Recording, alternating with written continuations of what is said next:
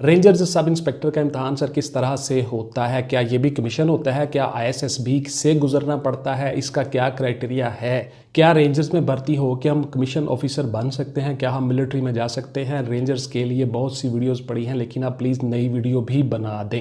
Rangers के ऊपर हम भर्ती हो रहे हैं। सिंध रेंजर्स में भी भर्ती आई हुई है, पंजाब रेंजर्स में, पूरे पाकिस्तान में रेंजर में भर्ती आई हुई है। रेंजर्स में खतीब भी भर्ती हो रहे हैं, फलाम भी हो रहा है। जल्दी से वीडियो बना दें। बहुत से आपके सवाल और बहुत सी आपकी क्वेरीज। रिटन टेस्ट में क्या क्या पूछा जाता है, प्लीज सर जल्दी से बता दें। सब इंस्पेक्टर रेंजर्स जो हैं ये आईएसएसबी के मरहले से नहीं गुजरते, ना आईएसएसबी होता है, ना ये कमीशन रैंक होता है। ग्रेड 13 होता है इसका 13वां स्केल, और उसके मुताबिक ये लोग भर्ती होते हैं। इंटरनल मैटर होते हैं, इंटरनल आपके टेस्ट होते हैं रेंजर्स के। वो किस किस मरहले से किस किस तरह से गुजरता है, इस पर मेरी बहुत सी वीडियोस पड़ी हुई हैं, आप देख सकते हैं, उनसे फ़ायदा उठा सकते हैं। आज की वीडियो में आपके सवालों के जवाब है, गौर से सुनते जाइए। क्या सर पहले रिटन होता है या फिजिकल होता है? तो देखिए, सबसे पहले आपका फिजिकल होगा, फिर उसके बाद रिटन होगा। क्या सर रेंजर सब इंस्पेक्टर के भी सारे के सारे टेस्ट आईएसएसबी की तरह होते हैं? बिल्कुल नहीं जी, आईएसएसबी की तरह नहीं होते, इनके अलग से टेस्ट होते हैं। आपका फिजिकल होता है, आपकी दौड़ होती है, रनिंग, पुशअप, सिटअप्स, चिनअप्स, और उसके बाद फिर आपका रिटन टेस्ट होता है, देन साइकोलॉजिकल असेसमेंट टेस्ट और वाइवा इंटरव्यू। उसके बाद आपकी सिलेक्शन हो जाती है। ये अप्रॉक्सीमेटली पुलिस की तरह ही होते हैं और पुलिस की तरह ही काम करते हैं, लेकिन ये बॉर्डर्स पे काम करते हैं और इनकी हायरार्की जो होती है वो मिलिट्री होती है, और मिलिट्री के अंदर ये काम करते हैं और पुलिस से थोड़ा डिफरेंट है, लेकिन पुलिस की तरह ही ये काम करते हैं। उनके रैंक्स भी पुलिस की तरह ही होते हैं। कांस्टेबल होता है, हेड कांस्टेबल होता है, एएसआई होते हैं, उसके बाद सब इंस्पेक्टर, इंस्पेक्टर, उसके बाद डिप्टी सुपरिटेंडेंट रेंजर्स होते हैं। इसी तरह से इनकी हायरार्की चलती रहती है। क्या रेंजर सब इंस्पेक्टर भर्ती होकर हम मिलिट्री में बतौर लेफ्टिनेंट जा सकते हैं? बिल्कुल नहीं जी, आप वो नहीं जा सकते। वो एक कमीशन का तरीकाकार है, वो एक अलग से है। वहाँ पे आप मिलिट्री में जाकर कमीशन लेते हो, तब आप लेफ्टिनेंट बनते हो।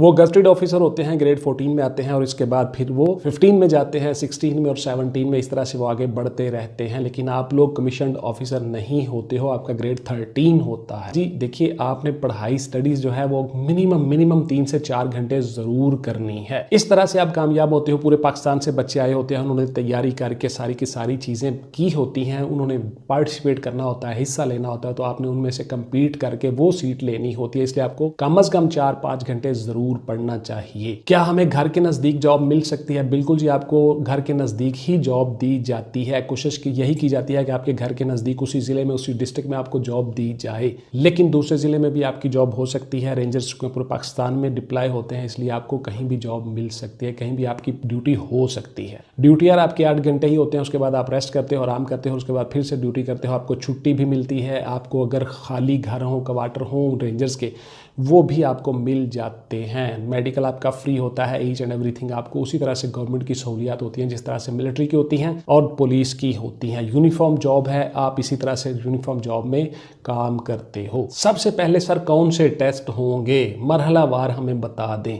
तो देखिए, सबसे पहले जी आपका फिजिकल होगा, आपकी दौड़ होगी। अगर आप दौड़ में कामयाब हो गए, उस मरहले में किस किस तरह से क्या क्या करना है, उस पर मेरी वीडियोस बहुत सी पड़ी हुई हैं, आप देख सकते हो। अगर आप दौड़ में कामयाब हो जाते हो, फिर आपके होंगे जी पुशअप्स, पुशअप्स पे आप कामयाब हो गए, फिर आपके होंगे जी सिटअप, सिटअप में आप कामयाब हो गए, फिर आपके होंगे चिनअप, चिनअप में भी आप कामयाब हो गए, फिर आपकी होगी कद की मेजरमेंट और चेस्ट की मेजरमेंट। कद और चेस्ट की मेजरमेंट किस तरह से है, वो मेरी अलग से वीडियो पड़ी हुई है रेंजर्स की, वो देख सकते हैं। उसमें मैंने हर चीज़ डिटेल के साथ बताई हुई है। आज की वीडियो में सिर्फ आपके सवालों के जवाब हैं जो आप बार बार करते हो, यूट्यूब कमेंट्स में करते हो। मेरे पास इतना टाइम नहीं होता कि मैं उनका जवाब दे सकूं, तो लिहाजा मैंने सोचा कि मैं इसके ऊपर वीडियो बना के बाकायदा आपके सवालों के जवाब सारे के सारे दे देता हूं। उसके बाद आपने इन सारे मराहिल से गुजर गए, आप कामयाब हो गए, फिर आपका होता है तहरीरी इम्तहान। तहरीरी इम्तहान में आपकी बहुत सी चीज़ें होती हैं। आपका कंप्रीहेंशन होता है, इंग्लिश होती है, उर्दू होती है, सेंटेंस होते हैं, ग्रामर होती है। आप तहरीरी इम्तहान में पास हो गए, कामयाब हो गए, फिर आपका एक हल्का सा होता है साइकोलॉजिकल असेसमेंट टेस्ट या एप्टीट्यूड टेस्ट। उसमें आपकी नफ्सियात को देख लिया जाता है। आपको कोई नफ्सियाती प्रॉब्लम, कोई बीमारी तो नहीं है, आपको कोई नफ्सियाती प्रॉब्लम, कोई बीमारी नहीं है, आप क्लियर हो। उसके बाद आपके नफ्सियाती जो होते हैं, आपका साइकाट्रिस्ट वगैरह, वो सारी की सारे आपके नफ्सियात वगैरह देख लेते हैं। उसके बाद फिर आपका होता है फाइनल इंटरव्यू,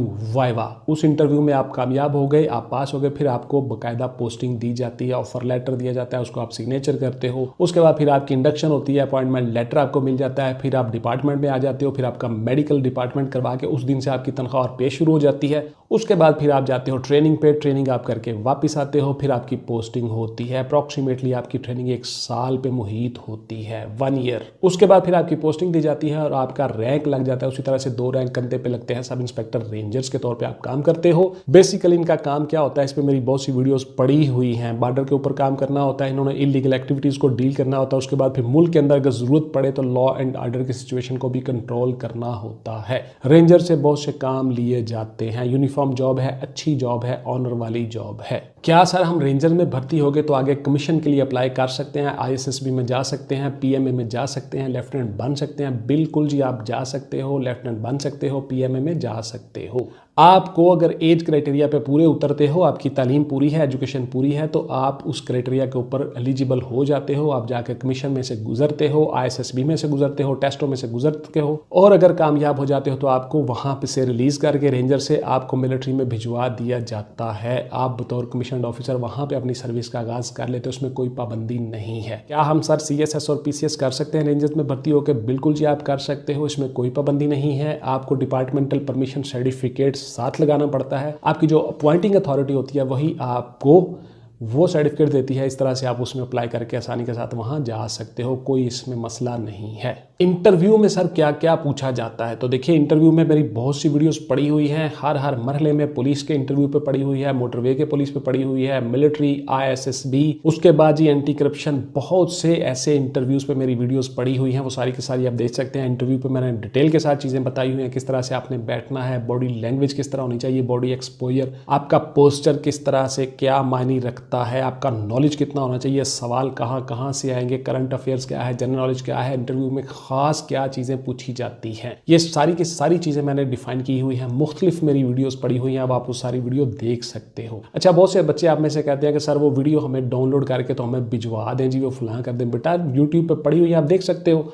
हम आपको फ़ी पे कर देंगे फिलहाल, बेटा मुझे फ़ी नहीं चाहिए, आप वीडियो देखो, उनसे आप फ़ायदा उठाओ। इसलिए मैं आपके साथ ये वीडियो बना के शेयर करता हूँ। तो आपको अपनी लाइफ बनाने के लिए, अपने करियर के लिए 10 मिनट निकालने होंगे। 10 मिनट के लिए वो वीडियो देखा करो और पूरी वीडियो देखा करो ताकि आप उससे फ़ायदा उठा सको।